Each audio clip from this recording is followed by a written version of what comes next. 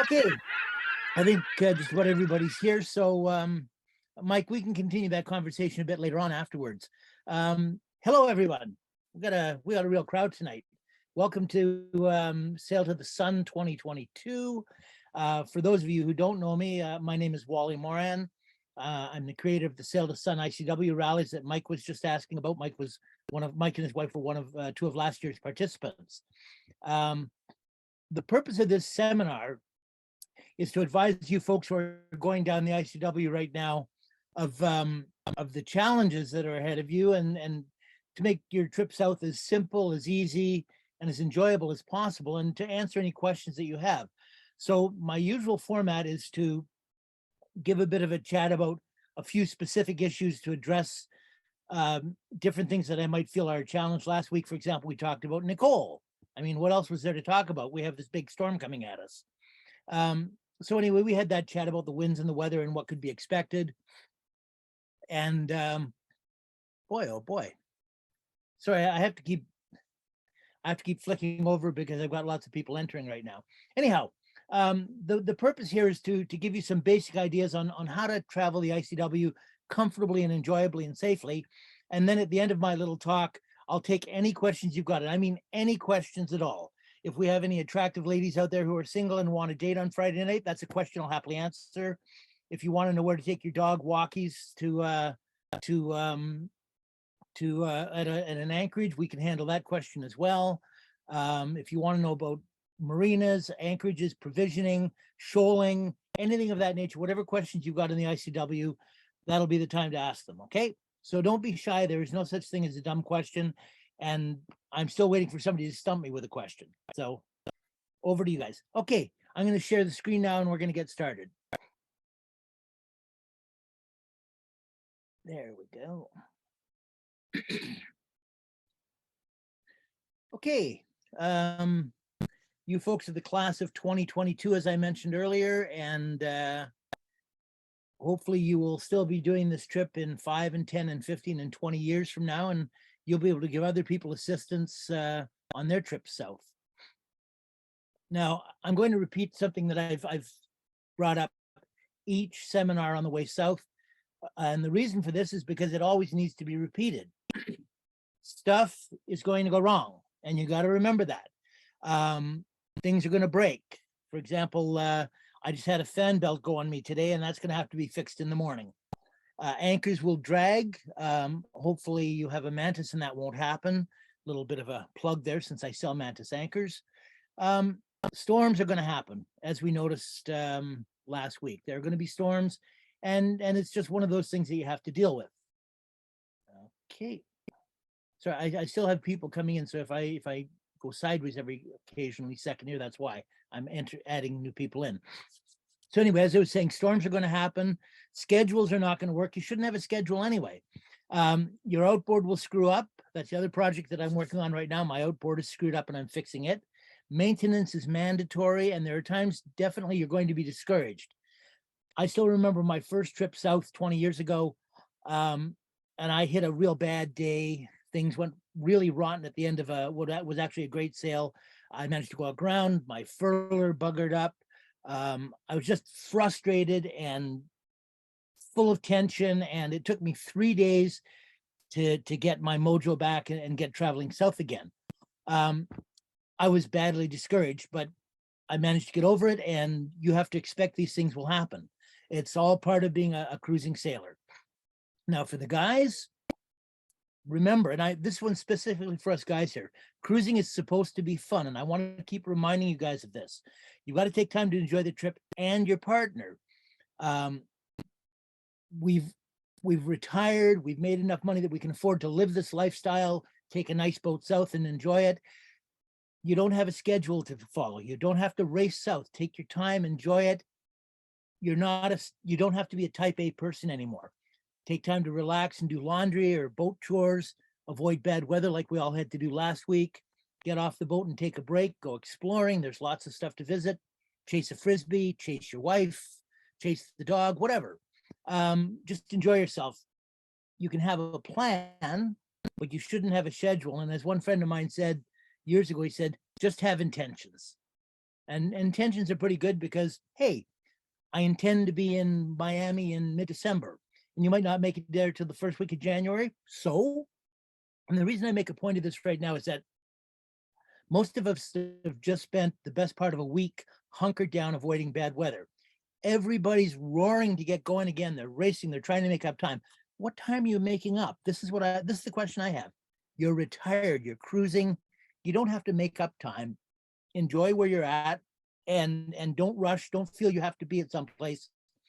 With the exception, like if you've got airplane schedules and things like that booked, that's a little different story. But if you're just heading south for the sake of heading south, take your time, relax. Don't miss anything because you figure that you've lost a week's time, because you have not lost a week's time. You've just spent a week more time in one place than you expected. Okay, a number of people asked me to bring up the bridge timing thing again. Nobody likes to be sitting in front of a bridge for 15, 20 minutes, half an hour, sometimes as much as an hour in some cases, because you just missed an opening and going in circles. And if you've got another 4 or 5 or 8 or 10 other boats in the same position, it becomes difficult, it becomes stressful. On a lot of chart plotters, such as the Garmin ones, which is the one I have, you can set a go-to point at the bridge. So take and set a go-to point at your next bridge. Now, the reason you want to do that is because then when you hit set, it will give you an estimated time of arrival. Now, if you know the bridge opening is for example, at 2 o'clock, and your estimated time of arrival is 2:10, then you know you have to speed up. If your estimated time of arrival is 1:40, then you know you can slow down significantly. And the goal here is to try and arrive at the bridge about 5 to 10 minutes ahead of time, so you minimize your wait time in front of the bridge. So using a go-to point will do that. Now, if your chart plotter does not have a go-to feature, for example, my spare chart plotter, my B&G, does not have a go-to feature with an ETA. Note the statute mileage where you are on your chart, and then note the statute mileage at the bridge and subtract to get the total distance. Divide that total distance in statute miles by the time in hours that you have to get to the bridge. So, for example, if you have to go 10 miles and you got 1.5 hours to get there, then the boat speed you have to do is 6.67 knots. Now, or 6.67 miles per hour. Now, if you cannot do 6.67 miles per hour, then you know that you have to change your arrival time to the next bridge opening. Call it 2 hours for the sake of argument. Now you have 10 miles divided by 2 hours, which is 5 miles an hour. Very few boats cannot average a speed of 5 miles an hour. Now, here's the fun part. If your target speed is 5 miles an hour, but instead you're doing 5 knots, you're going to pick up an extra little safety cushion in that, because 5 knots is, of course, from 1.15, it's 5.75 miles an hour. So you now know the minimum speed you need to travel for the opening. And in case I forget to mention it in the future, when you're going south of Palm Beach, the target speed to cover those 32 bridges is 6.75 knots. Okay, so if you can't do that, you might want to wait a couple of days until the tide is in your favor, the current is in your favor, and then do that section, and that's Palm Beach going south. The third way of figuring this out is you can take your chart plotter and use your route function, but that can be really, really really time consuming when you're in an area that's got lots of turns on the between the bridges. Okay, moving on. The winds are looking much better this week, especially after last week. This is Sunday midday, and this is pretty much what you're going to see all week long. You're going to see nothing more than mid to mid-high teens, 15, 16 knots of wind out of the north to the northeast mostly. And as you can see, that will put, if you're going to go offshore, that's going to put the wind off of your starboard quarter going south. Sunday's the only day that shows any kind of weather in the central and south part of Florida, and most of you are not that far south yet. I have seen no reports of damage that will stop your trip south. Some things to be aware of are that the fuel is out at Fernandina Beach, but that was not due to Nicole. They've had a problem with the fuel tanks there for quite a while. Now, the problem is that your next stop for fuel is going to be Jacksonville. Your stop prior to that was Jekyll Creek, Jekyll Harbor Marina, if you stop there, or Brunswick. which means a significant distance. If you have a smaller tank, you might want to fill up a jerry jug with some fuel just to be on the safe side. There was some damage at Coco and Titusville. And Coco, that I understand there were, I'm going to say it was either 3 or 5 boats that were sunk, and the day docks that were destroyed, but the free dock, the T dock, is still open and available. And Titusville area, I understand there was some damage, but I haven't heard specific reports. And I've heard no reports of new issues on the ICW itself. Now, if any of you have information that's supplemental to that, please let me know in the question and answer session so that everybody's aware of it. All right. Marinas. I want to make a special point of mentioning marinas. Southbound traffic has become extremely heavy and it's bulked up because of the storm. Everybody's rushing to get south now. A lot of people have made marina reservations. Those reservations are now totally screwed up because of the storm. What you want to do, hang on a second, somebody just rolled in here. What you want to do is to start arranging your trip, if possible, at least 3 days in advance. So in other words, if you're at point A and you know you want to be at point B, point C, point D, figure out your timing, figure out when you're going to get there. And if you need marinas, contact the marinas as early as possible for dockage because they're going to be jammed. Okay.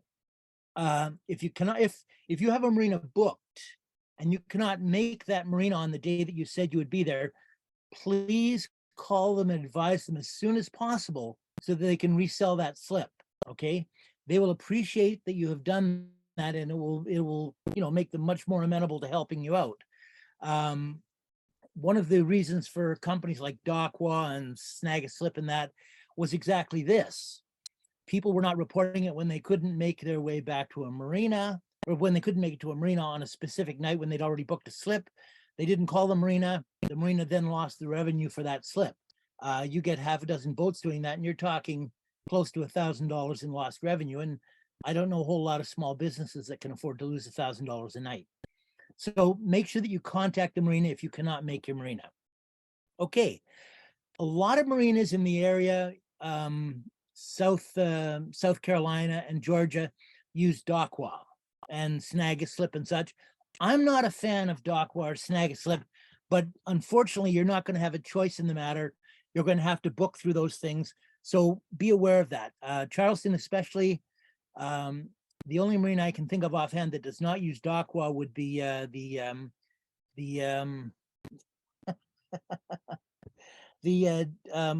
Maritime Museum, which is the most popular museum, of course, or most popular marina, of course. Okay. Moving to our next one. Okay. The big weather issue coming up is going to get cold. It's going to get real cold. For example, where I am in Charleston, it's going to get down to 39 degrees on Friday night. And it's going to be 36 on Thursday night, tomorrow night. Tomorrow night. So it's going to get right cold. And the daytime temperatures are not a lot better. They're in the mid 50s, but at least if it's sunny, it's not going to feel so bad. And if you have an enclosure, you're not going to feel it at all. If you're a Canadian like I am and you've got an open cockpit, you'll have all the trawlers coming by you all in their t-shirts, and they'll be looking at you as if you're some sort of strange creature. Got to be tough. Okay, if you are considering doing any offshore at this time, especially an offshore overnight, those cold temperatures are going to be much worse. Okay, out in the open ocean, it's damp, the winds are blowing, you have got nothing to break them. It's going to feel even colder. So if you're going to do an offshore overnight, make really certain that you're properly bundled up. And if you don't have a full enclosure, maybe give it a second thought. It's just, offshore in the cold weather is just not fun. I've done it and I don't recommend it. Okay, now solutions to the cold weather: get real friendly with your partner. That's a little bit of body heat doesn't hurt there. If you've got a dog, it's definitely going to be a couple of 3-dog nights coming up. And that doesn't mean the ban. That means the old phrase about you got 3 dogs in your sleeping bag to keep you warm. For those of you who have cats, I'm sorry, cats are just not going to cut it. You need a dog. If you've got the time, race in and get yourself a Mr. Buddy heater at the Home Depot. They're about $85–90. They're a propane powered heater. They will warm your boat up wonderfully. Okay. Something to consider. And of course, the tried and true check into a marina and plug in and get your electric heater going.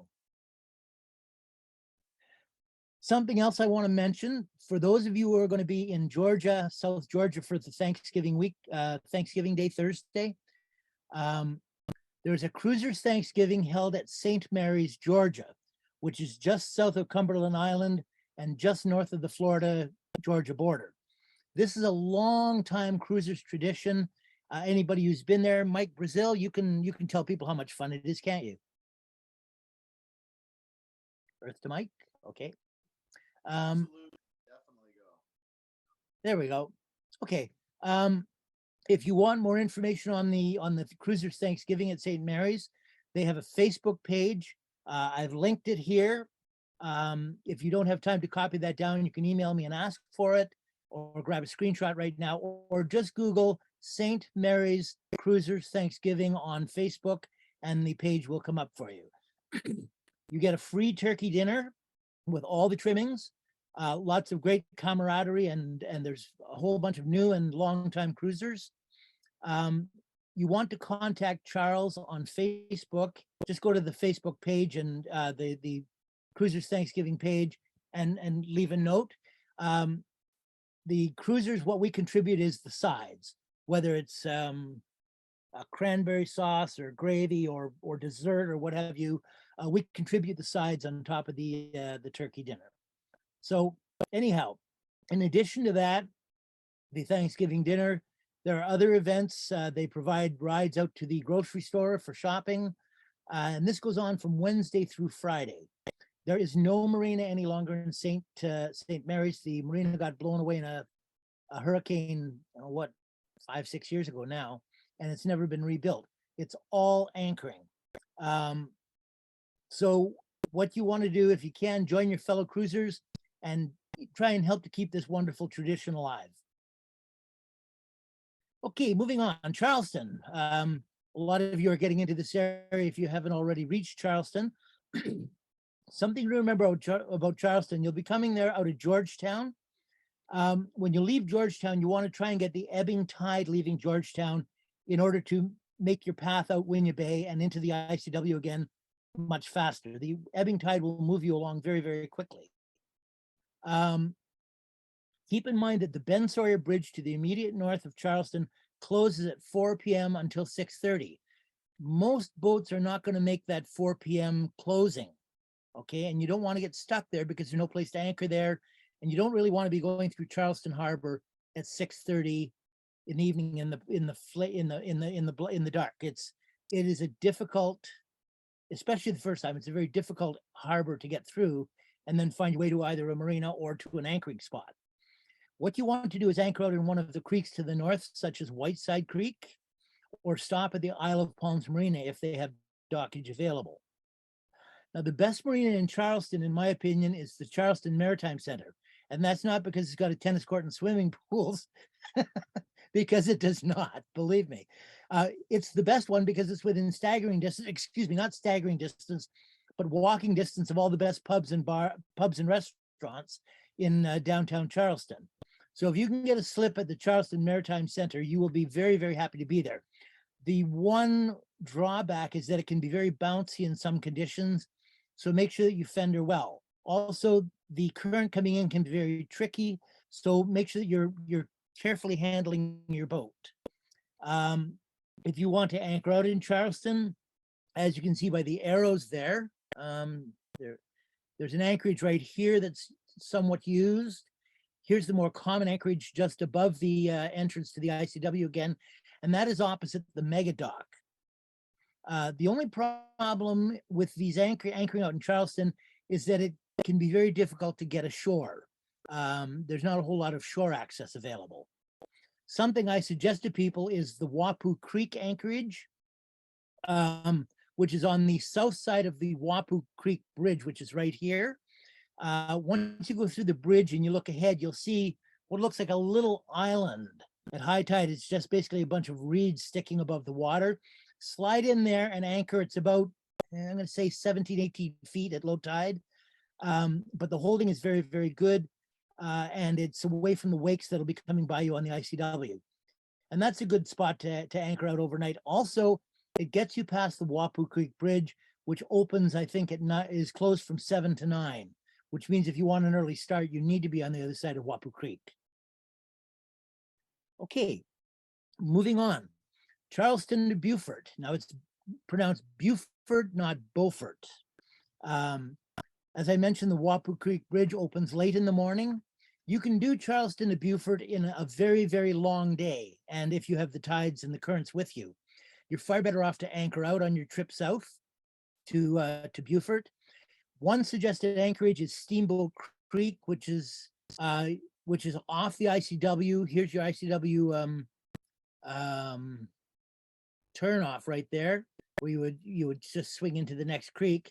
You would go down, it's about a mile, then turn to starboard and run your way up the creek here. It's all deep water, and come all the way down to opposite the boat ramp and anchor up there. You can anchor a little further down a little, but without going that far as well. I like the boat ramp because if you have a dog, you can just swing in and take the dog for a walk. Do not get too far over to the shore opposite the boat ramp. There's a shoal, there's some shoaling there. I can't remember, but it wasn't, Mike, it wasn't you, was it? Going aground there on your trip? No, I think it was the year before you. Anyway, somebody's boat, they swung into it when the current shifted and they were stuck there for a couple of hours. Also, when you're coming in, just when you get past the curve, if you look at this chart here, you see a warning triangle. That is, they have some oyster beds there, oyster farming floats. They're very, very easy to see, and they don't really present a danger, but just be aware that they're there. And there, of course, on your way south, there are numerous other creek type anchorages available. Just look at your chart, and if you want to get a little further, if you're making good time, and pick one to stop off at. Okay, moving on. Coming, excuse me. When you come through the Ashapoo-Coosaw cutoff, okay, which is the last cutoff before you get into the big river, just before you come to Beaufort, okay? This is a problem with an area with some significant shoaling, as you can see from the chart that I put up here.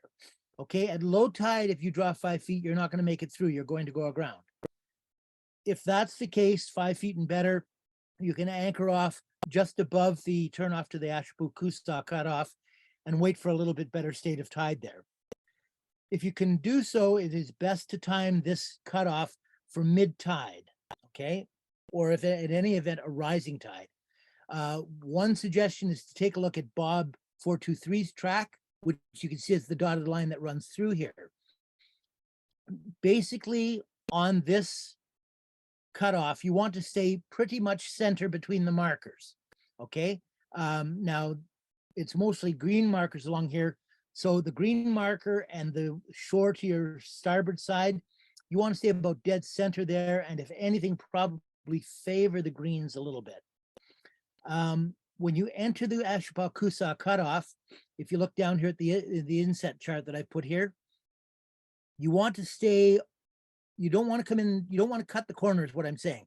You want to stay out deep until you can see the green past the beam of your boat before you start making the turn, and then come in. If you start seeing significantly shallow depths, you are probably too far to the left and you need to swing over to the right. In general, as I said, stay center and get well past the green and the red day marks at the end. At the bottom here, south end, you want to go well past the green and the red day marks before you turn to the left again. And finally, when you're leaving the cut and you're rounding marker 186, if the tide is coming in, then you definitely want to go out a fair ways before you make the turn around that marker, because the current could push you into the shoals that are there. Okay, and lastly, Beaufort, which as I mentioned is pronounced Beaufort, South Carolina. It is a true southern city. It's one of the most attractive waterfronts on the entire ICW. You've got your choice of an anchorage, several anchorages, you've got moorings, or you've got marinas. If you want to explore downtown Beaufort, and I recommend highly that you spend a couple days there and do so, you can tie up at the downtown marina. Be aware that there's a strong current through this area. When you go into the marina, follow the directions of the Dock staff, exactly. They know what they're doing. They will help you get through and help you get safely docked. Okay, make sure that you have fenders and lines ready when you dock at this marina. If you want to do any provisioning, then your best marina is the Ladies Island Marina, which is down Factory Creek, which is down here at the bottom where I've got the cursor swinging around. Okay, sorry, right down here at the very bottom of the curve. When you're entering the creek, Factory Creek here, favor the bridge for depth, okay? Don't get too close to that green. In other words, favor the bridge for depth. You'll probably at low tide see something like 6 feet. Don't panic. It'll quickly jump up again to 8 or 9 feet. You want to anchor slightly south of the boat ramp, which again, where's the cursor is here, we see that anchor. There's usually 3 or 4 boats anchored there. They're anchored willy-nilly. Try and stay clear of the center and out of the channel. The water actually stays quite deep right up to shore. So anchor slightly south of the boat ramp, or alternatively, you can anchor well past the marina. Now, if for any reason you need some boat work, if you need to get hauled for any reason, there is a marina up Factory Creek here, when they're quite helpful. I had my boat hauled there for a scrape one time years ago, and they're very, very good about these sorts of things. One caution: if you anchor up past the marina, do not dinghy into the marina. They are not friendly to transients, okay? Something you need to know. Don't ask me how I know that, but trust me, they are not friendly to transients. When you're leaving Beaufort, you want to try and leave on an ebb tide because the current is very powerful and will slow you down significantly. And your next stop will be Hilton Head, which we'll discuss next week. If you get there before next Wednesday, I highly recommend Windmill Harbor Resort if they have space available. When you call, the dockmaster's name is Jake. Tell him that you've been talking to me, and I recommended that you call him for a slip. He will do everything he can to get you in if it's at all possible, but they have been really jammed this year. But the nice thing about Windmill Harbor, it's behind a lock. In other words, once you're in there, there is no current, there is no tide. It's really a pleasant place, and it's a beautiful situation. They have a lovely restaurant, and there's Uber available if you need to get out to do any shopping or provisioning. So highly, highly recommended spot. And with that, that ends today's session, except for questions and answers. So folks, if you have any questions, there we go, I'm back. If you have any questions, shout them out. Don't all talk at once. Wally, I'll add something. Right, in addition, at Charleston Maritime, to being near staggering room distance to the good bars, it's also a close walking distance to a Harris Teeter for provisioning. Mike, I'm having a really hard time hearing you. Can you jump your volume a bit? Yeah, hold on. How's that? Is that much better? Much better, thank you. Better? Okay. Much better, yeah. At the Charleston Maritime is not only close to your favorite haunts, but is also in walking distance to a good Harris Teeter for provisioning. And the last place that you just mentioned, up Factory Creek at Ladies Island, we anchored there on the way back, and it's a pretty short walk down to I believe it's a Publix also for provisioning. Winn-Dixie. Oh, Winn-Dixie. Okay, yeah. So that, yeah, I have used both of those, and those were good. And we drop 5'2". Yeah, the other thing about the Factory Island anchor, the Ladies Island anchorage, is everything you need is on that stretch. It's just that it's not close to the attractive parts of Beaufort. There's a hardware store, there's a liquor store, there's a chiropractor, there's a dentist, there's the grocery store. If you decide you love Beaufort as much as everybody else does, there's half a dozen realtors along that section. You can buy a house. It's very, very convenient. Oh, there's also a restaurant there, and it's a real redneck honky-tonk restaurant called the Filling Station. Okay. Now, the nice thing about the Filling Station is that Wednesday nights they have hamburger night for, I think it's $9.95. Thursday nights they have pork chop night, which is also $9.95. And then Friday nights, but not every Friday night, unfortunately, they have steak night. So if you're tired of eating on board, Wednesday, Thursdays, and Fridays in Ladies Island at the filling station, excellent, and the food's good. I mean, it's just a great deal. They just want to sell you a bunch of beer, and as sailors, I don't think you'll object to that too much. Mike, I don't know if you caught. Yeah, Mike's grinning. You didn't catch the filling station, did you, Mike? No, we didn't. We walked past it, but no. Okay, it does not look attractive, folks. But you know, for a place that looks, it's an old gas station, but for a place that looks as scruffy, it's got more Mercedes parked up front than you could believe. I mean, even the wealthy, even the rich people want a cheap meal. Anyhow, questions? Hey, Wally, this is Dan White. One, I want to thank you for your help with my anchor, but question for you: the videos, are you able to share the recordings? So I'm like one video behind, and I think the area where you were talking about last week is where I am right now. So I'd love to be able to listen in and hear your recommendations. Yeah, I forgot to record last week, but it was strictly about the weather, so it's not really relevant. Okay. The Okay. other ones are recorded, and I'll put them all in. I'll copy them all down and put them on a list. What I'm trying to do is to take the recording off of Zoom, do some editing to get rid of the stuff at the beginning that's not relevant, and then add a couple of highlights to it, and then I upload it to YouTube so that everybody can get to it easily. Oh, okay. So Great. I should have, like, for example, I should have tonight's available either later on this evening or sometime tomorrow. Thank you very much. Appreciate your help. No problem, Dan. My pleasure. We'll get So- together again in the next day. We'll get that windlass thing figured out for you too. Yes, sir. Yes, sir. Need to. Well, we're All right. still on that topic of that area of Beaufort. Wally knows that Christine and I found the kazoo factory there, so Oh. it's worth a tour. Honest to God, people, there is a kazoo factory in Beaufort, South Carolina, and 3 in the world.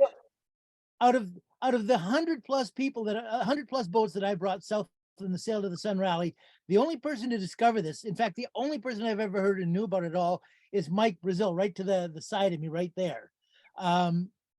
It's It's a hoot. it's a kazoo. Anyway, okay. And this is just more of the fascinating stuff that you find when you're on the ICW. Okay, questions? Anybody else there? Anybody need information about any of the inlets, any of the shoaling, any of the anchorages that are possible? Specific questions about whatever leg you happen to be on? Whatever it is, I'll try and help you out with it.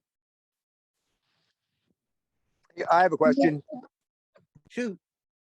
I'm in right now on anchor in Dismal Swamp, and 2.5 hours from Elizabeth City.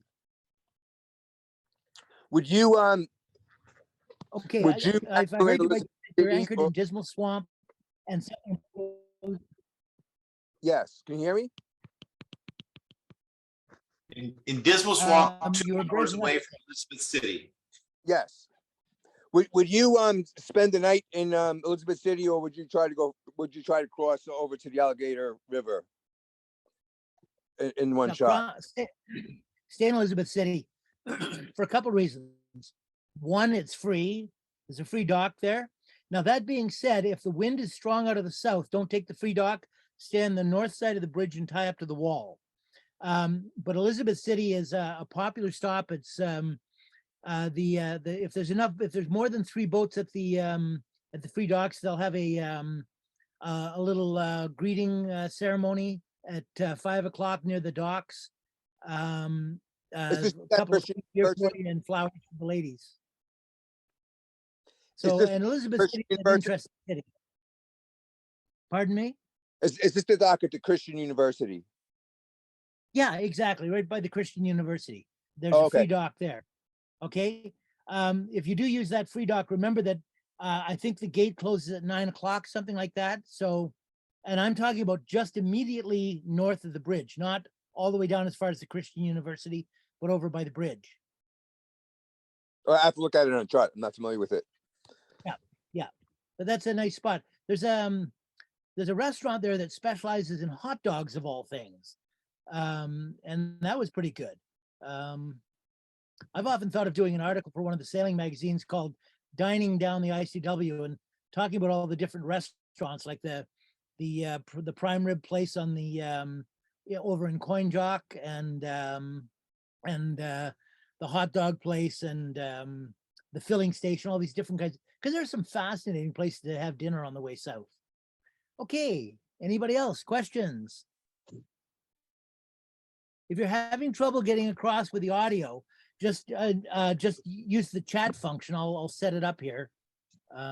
Okay, the chat function is on, and you can type your question there, and I'll answer it.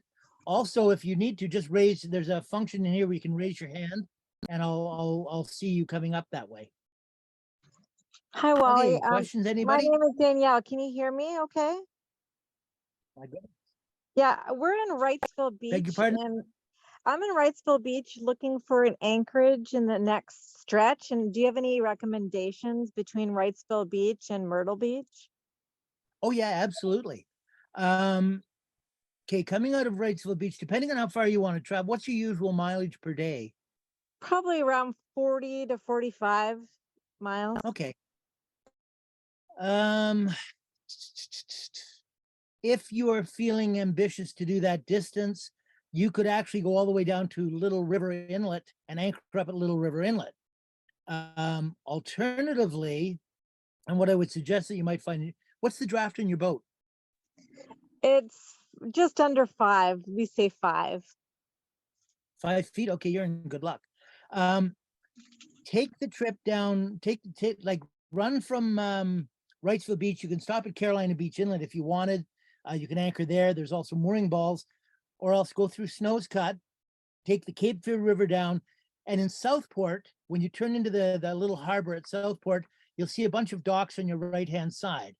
The docks in front of the restaurants are free for your use. Okay, now there's no power, there's no water, and about the deepest draft you can get in is 5 foot. And don't try backing in because they shallow out really, really quickly at the end. But they're free docks as long as you're having either dinner or lunch or drinks at one of the restaurants. And I've often stayed on those docks, and it's really, really very pleasant.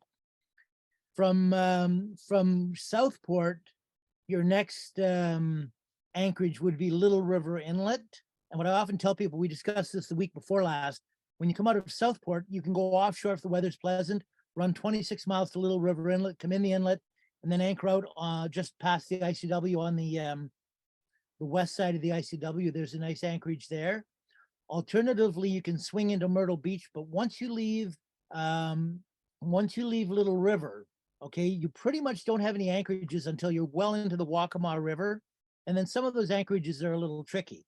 Your next best anchorage after Little River Inlet is Georgetown, where I am right now. So you can consider that. What I would do is coming out of what I usually do coming out of Southport is I run as far as Osprey Marina.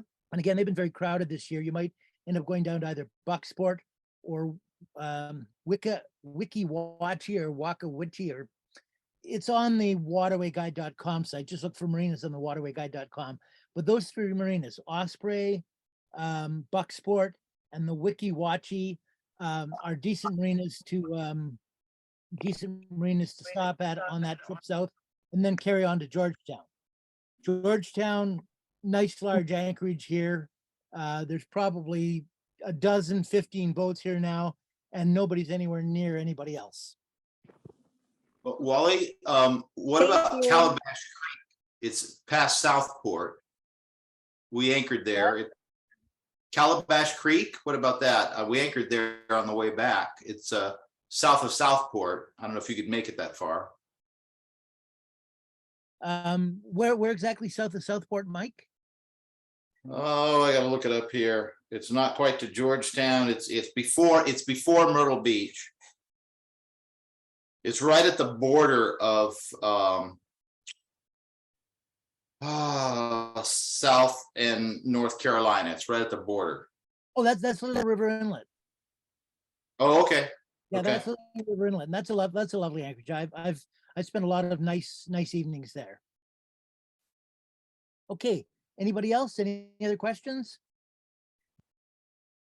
Don't be shy, folks. We're not hearing a lot here. Okay, going once, going twice. Thank you, everybody. If you have anything that comes up during the week, feel free to PM me with a question. I'm always happy to answer. I actually had a And give you whatever question. assistance I can. Oh, okay, yeah, shoot. Sorry, hi, I was trying to get on and it wasn't working. Going down the Dismal Swamp, so coming out from Norfolk, I was reading a bit about shoaling and we're 4-1. We tend to say 4.5 just to kind of cover ourselves. You're 4'1"? Yes. At 4'1" draft, you for can go the, anywhere, anytime you draft. want. Beg your pardon? You can go Say anywhere what you was want. that? Okay, You broke awesome. up there. I didn't quite hear you. Yeah, if you're at 4'1", Sorry, yeah, anything no, under that's good. 5 feet anywhere in the yeah, anything under Okay. 5 foot on the ICW is a gimme. You're gonna be able to go wherever you want, whenever you want, at any state of tide. So don't panic about 4'1". Okay. Okay, yeah, that was good news, wasn't it? Look at the smile on her face. Okay, any other questions? Silverboat, I noticed that you just arrived. For anybody who arrived late, this recording will be, or this seminar has been recorded and will be available sometime tomorrow morning. And you just have to go to the Sailing and Cruising website, Sailing and Cruising Facebook page, pardon me, and look for the link there. Okay, so that way you can catch up on all this wonderful information, including information about the kazoo factory in Beaufort, South Carolina. Okay, anything else? Anybody else? Going once, going twice. Sold. Time for me to pour a glass of wine and have supper. Good night, everybody. Thanks very much. Be safe. And as I said, if you have any questions that come up, any burning questions, just send me a PM on Messenger and I'll get back to you. Thanks again. Good night, everyone. Thank you. Thanks, Great job. Wally. Thanks, everybody. Appreciate it. Thank you very much, Wally. Yes, thank you very much.